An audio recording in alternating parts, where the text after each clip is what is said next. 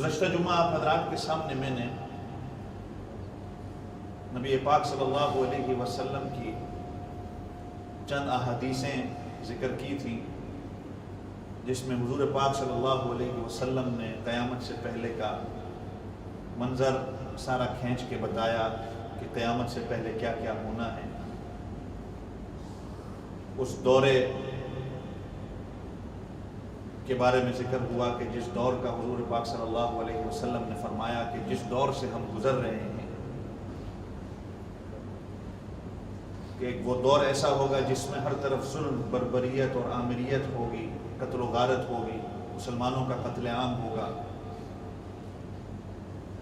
فتنہ فساد کا دور ہوگا، بے حیائی اور فحاشی اور عریانی کا دور ہوگا۔ اور یہ بے حیائی اور عریانی اور یہ فحاشی صرف اب ہمارے کمروں تک محدود نہیں، ہمارے گھروں تک محدود نہیں، اب یہ ہماری جیبوں کے اندر آ گئی ہے۔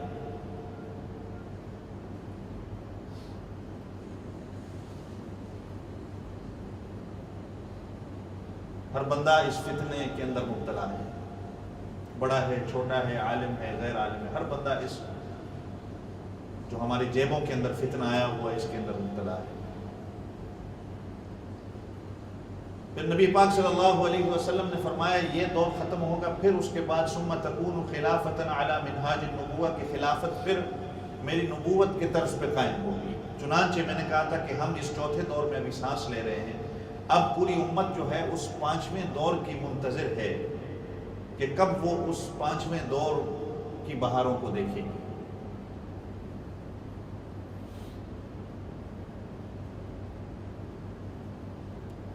اور یہ پانچواں دور یہ کہاں سے شروع ہوگا، کس خطے سے شروع ہوگا، اس کے بارے میں حضور پاک صلی اللہ علیہ وسلم کے ارشادات جو ملتے ہیں۔ دیکھیں اس وقت امت جو ہے ہر طرف سے اپنا کام پورا کر رہی ہے، دعوت و تبلیغ کے اندر بھی امت کی محنت ہے، تدریس کے اندر بھی امت کی محنت ہے، ہر بندہ اپنے طور پر کام کر رہا ہے، لیکن یہ جو پانچواں دور جس کے بارے میں حضور پاک صلی اللہ علیہ وسلم نے فرمایا کہ خلافت منہاج النبوہ، نبوت کے طرز پہ جو خلافت قائم ہوگی، یہ جہاد کے ذریعے ہی ہوگی۔ باقی سارے دین کے جو شعبے ہیں کہ دعوت و تبلیغ ہے، درس و تدریس ہے، اور اسی طرح اور کوئی دین کے شعبے ہیں، وہ کام اپنی جگہ پورے ہو رہے ہیں، لیکن یہ جو پانچواں دور حضور پاک صلی اللہ علیہ وسلم نے فرمایا، اور یہ پانچواں دور آئے گا صرف اور صرف جہاد کے ذریعے۔ اور نبی پاک صلی اللہ علیہ وسلم نے دو خطوں کا ذکر کیا ہے جہاں سے اس پانچویں دور کی شروعات کی، اس کے آغاز کی جد و جہد اور اس کی محنت ہوگی۔ ایک خطے کا نام شام ہے اور دوسرے خطے کا نام خراسان ہے،